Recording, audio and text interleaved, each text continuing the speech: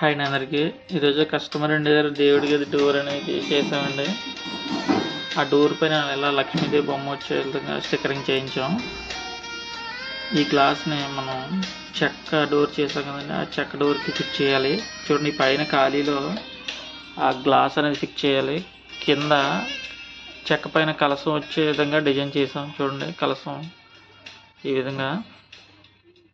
ఆ గ్లాస్ అనేది మనం ఇచ్చిన కొలత మీద కొంచెం ఎక్స్ట్రా చేశారు, ఆయన ఒక 25 ఎక్స్ట్రా చేశారు.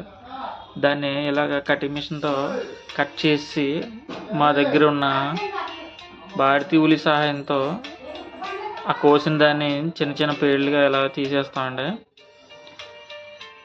అది గ్లాస్ని అయితే మనం కట్ చేయడానికి అవ్వదు కాబట్టి చెక్కని ఈ విధంగా కట్ చేసుకోవాలి. ఈ విధంగా లక్ష్మీదేవి బొమ్మ అనేది ఎందుకు చేస్తుంటే, ఆల్రెడీ మీరు చాలామంది చేయించుకుని ఉంటారు, కానీ ఇది వరకు స్టిక్కరింగ్ పైన ఇప్పుడు ఈ అయితే చాలా క్లాస్గా మరియు ఎక్కువ కాలం వచ్చే విధంగా ఉంటాయి అన్నమాట. అంటే ఎటువంటి స్క్రాచెస్ అయి పడకుండా.